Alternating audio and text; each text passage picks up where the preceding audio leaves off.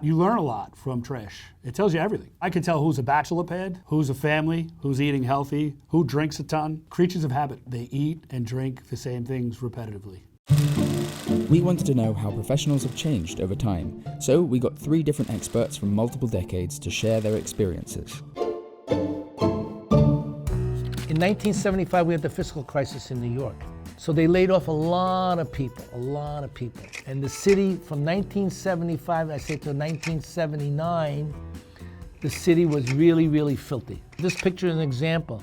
Filthy. There was no recycling. Everything was in a can. They didn't even use bags. It was slop. It was filthy. So in 1981, seeing this type of filth, I was like amazed. The junkies, the hookers, the drugs, it was like a drug den. Well, I think Giuliani was the turning point, and that's why he actually got voted in my opinion. There was a lot of stuff going on. You know, you'll always hear or read about the squeegee people and all, but, you know, it wasn't as clean as it should be. You know, that was one of the issues, quality of life. Giuliani came in and he kind of ended a lot of that. He was helpful to sanitation because we had new ways to collect cleaning. You got neighborhood intensive cleaning squads. From a waste disposal point of view, we had a few incinerators that were still left. You had a Edgemere landfill, and then you had Fresh Kills, you know, and the incinerators had all closed. And the only thing left was the Fresh Kills landfill out in Staten Island. They have a project called Scorecard that's actually run by the mayor's office, and the streets are graded. And if you look at the scores for as far back as they started, the city has made leaps and bounds in cleaning. It's a job that never ends. You know, we sweep a street at 9 in the morning. Unfortunately, you can go out at 11 o'clock and it may look like nothing was done. And that's not a reflection on us because we're not the ones littering the streets. If you look at the population that we have and what we're able to do, we're the greatest sanitation department in the world. Mayor Adams and Commissioner Tiss, when she was the sanitation commissioner, talk about the rat infestation and everything else like that, and that's going on in New York. Back then, it was worse. New York City will always have rats. There's no way. I know that they want all of these cans that are out there now, but the rats can eat through them too. Well, the last thing you want is a scared mouse or rat running up your leg. However, it has gotten much better. They'll now have a containerized, closed box that the trash is put in and compacted and it's kept closed to minimize the attraction of vermin. When you don't have a secure bag to secure the garbage in a bag, and you have open containers like the cans that they used to have, lunch is being served. You know, lunch and dinner is being served for the rats. You know, I used to attend rat meetings while I was in Manhattan 3. So there's a rat task force. But the city does do what they can, but it's a big battle to fight. The rats have been here longer than us. I'll tell you that right now. Some of them are dinosaurs. You know, some of them are bigger than cats. This is a mechanical sweeper. It was a mobile sweeper that we used to have. Engine in the front. In the back is the pickup room. The gutter brooms on the side to sweep along the curb. And everything would go into this section back here that would keep all the refuse and all the garbage. This is still a 4-wheel vehicle. The slower you went, the faster the bristles turned. You didn't want to go too fast because you're not doing a proper job in cleaning. 15, 18 miles an hour. Each truck had a 250-gallon tank of water that you filled up before you went, and the water would flush down the street. You could see, oh, look at that. The broom came down that block because you could see the marks. This other vehicle, it was a 3-wheeler. There's one wheel in the back and one wheel on the side. These are the 2 gutter brooms. The pickup broom is back here. In the front here is the garbage, where all the garbage went. And you used to drive on the sidewalk side of when you're sweeping. There was 2 seats. I was so good at not hitting the curb that I could drive from the right side and do that left side. I was invited to go to a rodeo we had for mechanical broom operators at Randall's Island because I could do circles, you know, circle 8s. It was like a contest we had amongst our guys. It was really more bragging rights than anything else like that. The landfill trucks, just to give you an idea, we loaded up, it's called a pay hauler, and that would be from the barge, and we loaded. Those trucks were 80 cubic yards. So they're 3 times the size of a regular sanitation truck. It doesn't look it in the picture, but you can imagine how big those trucks are. And the front end loader, which is the piece of equipment that scoops the garbage up and puts it in the truck, that particular front end loader is called a 992 out at Fresh Gills, and that was a 20-yard bucket. So it's almost the size of a garbage truck. So we're looking at the cab of a Mack collection truck. I can tell by the 2 steering wheels, obviously the horn, I see the Mack logo. So if I turn the steering wheel on the right, it will turn the same way on the left. And if you're holding the wheel and trying to go left and I'm trying to go right, the truck's not going anywhere. I did have an instance where my partner was driving from the left and I seen something coming from the right. And I did intervene and jerk the wheel because I seen a motorist not paying attention, and I applied the brake and turned the wheel to the right. And it is easy when you're servicing the right side of a block to be on the right side of the truck so you can put the park brake on, the work brake on, and get out and get right back in, as opposed to walking back out into the path of traffic, which is the main reason why there's a steering wheel on the other side. I might know these guys. Oh, the old trucks. Riding on the back of the tailboard, they had a step in the back. They took all the steps off for safety reasons. Too many guys fell off, broke their jaw. That's a 2-man truck program. If you would have looked at pictures from before that, when he had 3 guys, International Harvester make the truck, it was a regular cab with a bench, the wheel being on one side, and 2 guys loaded and 1 guy drove all the time. When they went to 2-man truck program, that was in the end of '82. The city's looking to save money, so what they did is they offered each man $15 extra in place of the 1 person. Dual bins. So here we have a dual bin split body truck, depending on what you want to call it. These became very prevalent in my career circa 2001. So this allows you to do 2 commodities with 1 truck, so less trucks going down the block. It condensed routes to save the city money. In the beginning, they were tough to work with. If you look at the left side of this bin, you'll see there's a bar going across. These bins are very tight. So if you were to throw a washing machine into these things and you didn't cycle it up the proper way, that washing machine would become part of that blade for the rest of the route. But you have to be careful with the large items because obviously sometimes they don't fit completely, so you got to step back when you cycle them up because they could snap and hit you. The force that this truck emits when it crushes is unparalleled. You definitely want to keep your hands free of this machine. Depending on the truck, obviously a regular rear loader may have more compression than these split bodies due to the size of the pistons, but this thing can crush a lot. It's not that light, huh? Okay. Right on, yeah. This is one of the reasons of many why we got dubbed the name the strongest, because this is what's called a pan scraper. And this was issued to people to clean corner caps during snow. This is a very heavy shovel. This one here probably weighs, 30 pounds. If you tried to shovel snow, it'll be a hard day. But one of the things we're well noted for is we do the snow removal. We used to dump the snow in the water, and I think the federals are still looking for me, to issue me a summons. And one of the issues that used to make them crazy is, the snow would have litter in it, or they said that. A lot of times it probably didn't, but you were littering the water, and that's what they were after us for, Way before my time, never had to use it. I'm thankful I have not had to use it. And I think if you assigned this today, they'd probably call the union on you. So here we have our standard issue tools. Nothing like what Marty had the other day. You got your push broom and your shovel. These are mandatory to start your route with. They're to clean up spillage. This is a fibro broom. This is usually assigned when you're on MLP, which is a motorized litter patrol. You need licenses for these? You do not need any licenses. This is user-friendly. Anyone can figure out how to use them. When you're a supervisor or above, this is probably the most important device that you'll have. When I started, everything was color-coded. Green for nights, red for snow. If you want to see something disappear quick in the department, put your multicolored pen down on the desk and go get a cup of coffee. I guarantee you when you come back that multicolored's gone. It was a green. This is the little patch. You see there's a patch on the sleeve. I bought 2 or 3 sets. I don't know how dirty I was gonna get.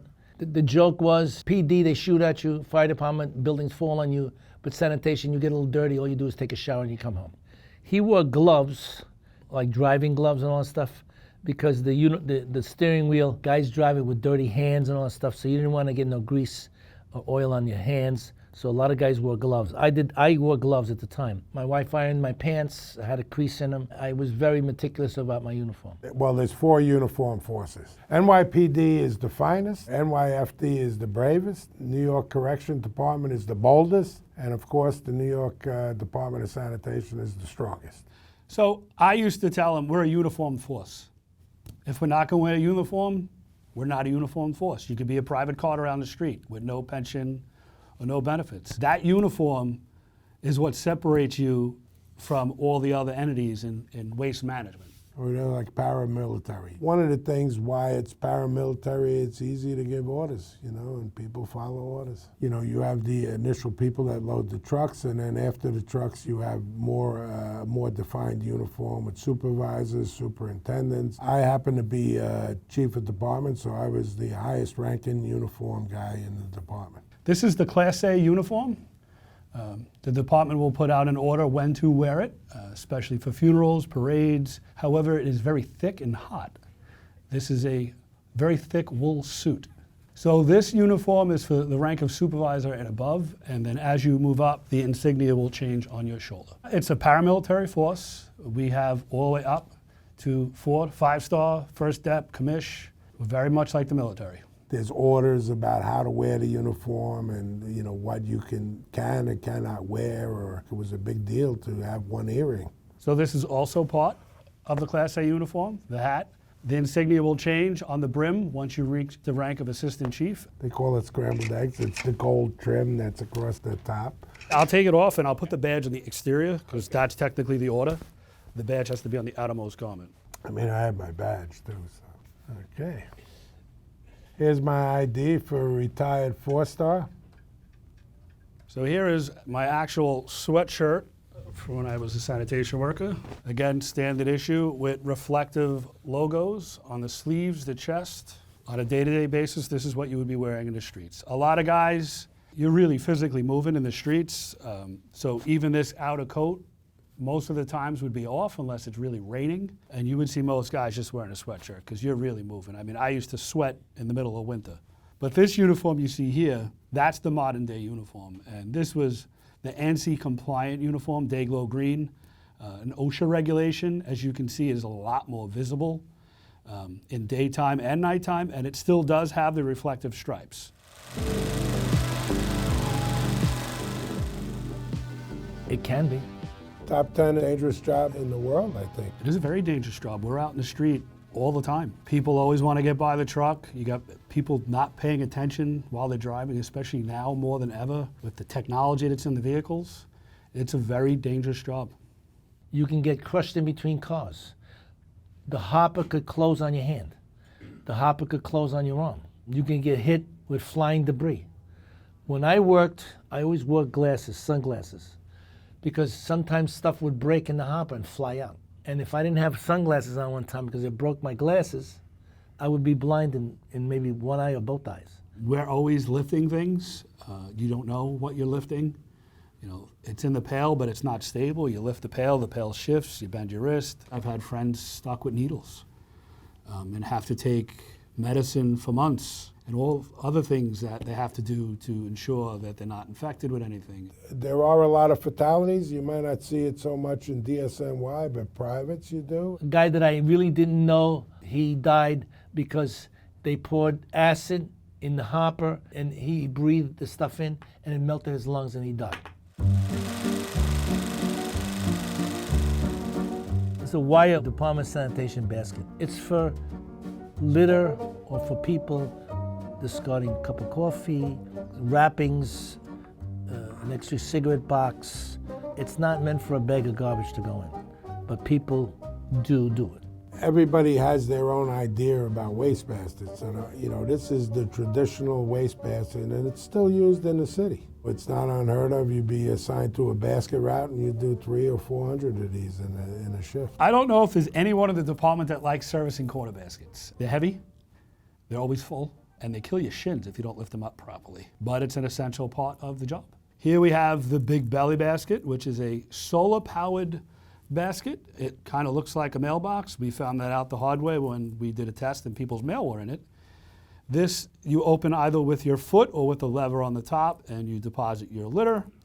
There is a solar-powered compactor that would push the waste down to give it more room. Tell a funny story if you want to hear it. My brother was in charge of cleaning. They came out with the big belly. He would talk about what's it doing, how's it work. So then when I went back to my office, I told one of the other guys, I said, I got to go take a look at this big belly. So I go down, I walk down the Canal Street, and there's a big belly on the corner. So I grabbed the handle and I start pulling it, and it was kind of stuck. So I yank it real hard.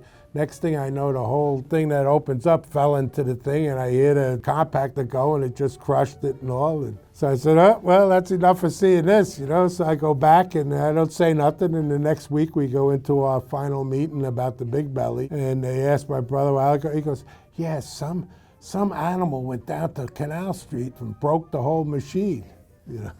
I told them afterwards that was me, but it was a good day. It was funny because some of the other guys knew I did it, by accident. You're looking at the new waste bins that have fixed tops on them that are obviously in need of another pail because they are overflowing. I think in theory it's a great idea. The idea behind this is if we keep the waste contained and closed, there'll be less vermin attracted to it. Actually, in the 80s, they had bags. It was kind of pleasant when it came to garbage bags. You could throw them over the car. You could run and get your work done, and get done early. Right? Gang loading the truck. That's an expression that we do it together. Gang load. Bags are a lot easier than the cans. A lot of apartment buildings had incinerators. It wasn't unheard of that you had ash cans. Just the can alone was probably 40 pounds. And then when you fill it up with ash, it got very heavy. Senior guys will tell you how hard it was, to pick up the ash cans. I worked many a parade. Times Square, 5 times. New Year's Eve. The Yankee parades, 5 of them. I worked the Ranger Parade in '94. This has got to be early 80s, and this is all the stuff flying out of the windows. You have no idea till you're there, the stuff coming out of the windows and all that stuff. They said it was ticker tape. No, it's paper. Any type of paper. They used to have bags and just throw them out the window and all that stuff. I've worked Times Square where, all the stuff that comes out, we start at 11 o'clock and we go till 7 in the morning, right?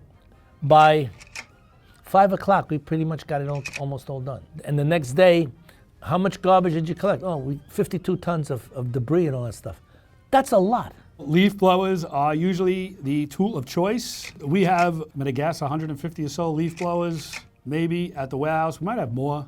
We would be watching the local teams, and if we seen a team may make it to the finals, the World Series, the Super Bowl, we would tell the warehouse to start all the leaf blowers way before to make sure they work. We didn't want to get to the parade and start cranking and nothing's coming. New Year's Eve is an issue. Ever since 2001, we removed all the litter baskets. You wouldn't have them. You'd seal the sewers so they couldn't put anything in there, things like that. So there was other things that we did to prepare for the event. So people think sanitation, they think trash and cleaning up the streets.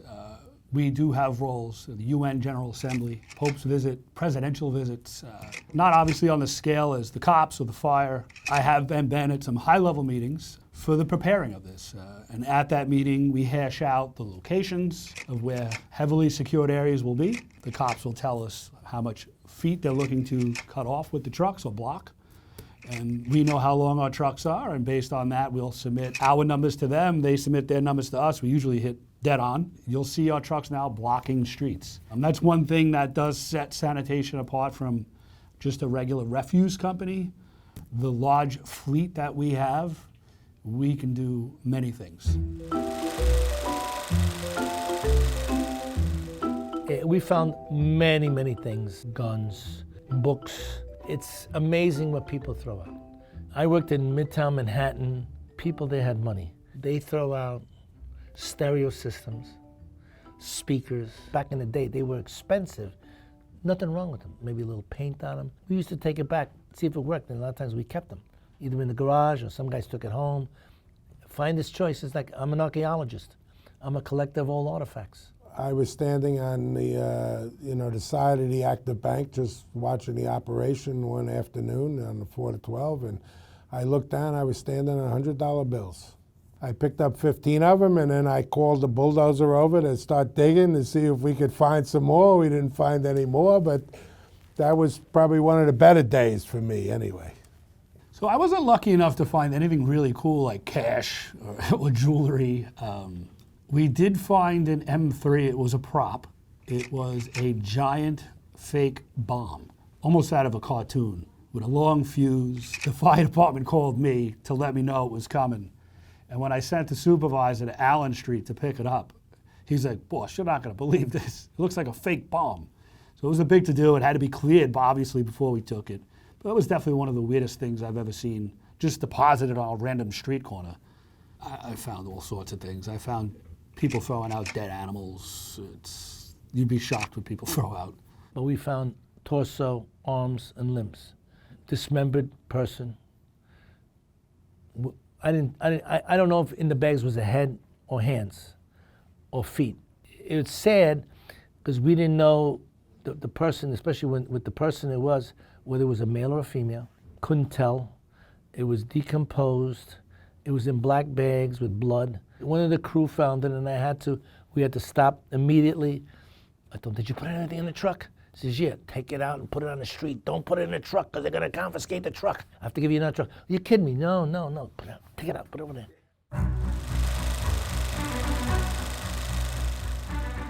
This is in an MTS, Marine Transfer Station, MTS.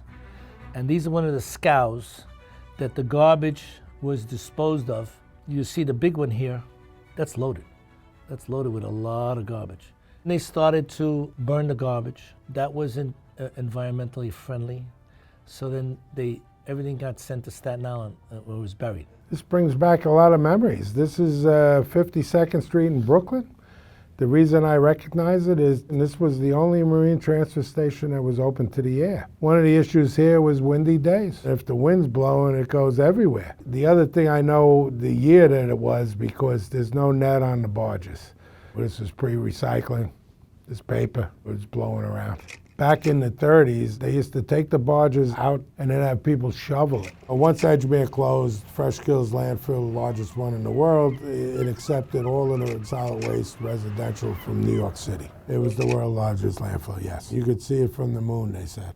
Fresh Kills is located in Staten Island, and the rest of the areas, they had what's called marine transfer stations. So now essentially what happened is all the trucks that collect the refuse from the apartment buildings and residents in the city, they would go to that marine transfer station and deposit the load into the barge. Each one of these barges held approximately 600 tons. Barges would be picked up by a tug. Usually they'd grab 4, maybe a couple of marine transfer stations, and they'd take it down to Fresh Kills, and then we'd offload it. So this was a very economical way of moving a lot of waste, and environmentally, it was very beneficial because then you don't have trucks on the road. Okay, what we're looking at here is we're looking at what's called the active bank. The waste, once it comes out to Fresh Kills in the barges, we use the cranes to unload the barges. And so then it would drive it up to the top of what they call the active bank, and it would dump the load. These particular pieces of equipment are called compactors. They're compactors because they have big spiked wheels. And essentially what they do is they compact the garbage, to try to get all the air out so you don't have fires and things like that.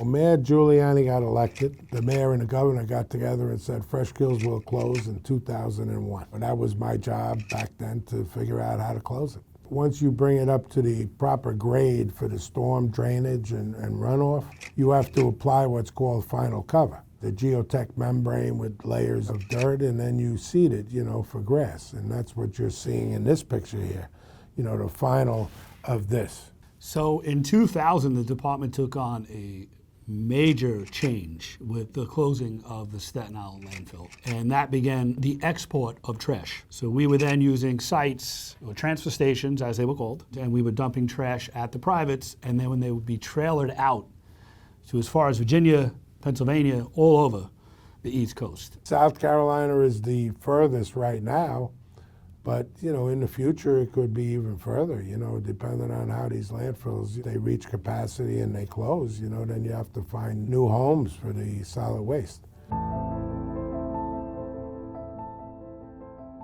I thought it was the best job in the world. But I thought it's the best job in the world because you know why? I got paid for doing that. I got paid for cleaning the streets. I got paid. And I have benefits for me and my family. Oh, I loved it. Yeah, it was a great job. I mean, you know, the money was excellent, you know, and I really enjoyed it. And I was very fortunate that somebody asked for my resume because I am a chemical engineer, and they put me right in waste disposal, and I just love waste disposal, and I stayed there for 22 years out of my career. I did. I absolutely loved it. It gave me stability, and it's still driving me. I love the whole driving the trucks, the big salt spreaders, the payloaders, the easy packs, the wreckers, you name it. You get to play with Tonka toys. As I got promoted, and I worked with some chiefs who were really, really good people, not only at work, but at home, I just started to love the job. I got involved as much as I could, and I ran with it. If you didn't have cops, you might have, the world would probably still go round. Crime might escalate, but if you didn't have sanitation to clean up the street and clean up all the filth and everything else like that, you would notice right away. When you put your refuse or garbage out at the curb or, you know, in the can, if it disappears, that's it. It just disappears. But the minute it doesn't disappear, that's when you have a problem. Crime may be up in an area, but it's not in front of your house, so you don't see the issue. But if trash is piling up, you'll see it right away. Granted, it's a demoralizing job because a lot of people, stinky, crazy stuff. I feel that I provide a service for the city of New York. I provide a service for the people that live in New York. That's the most important.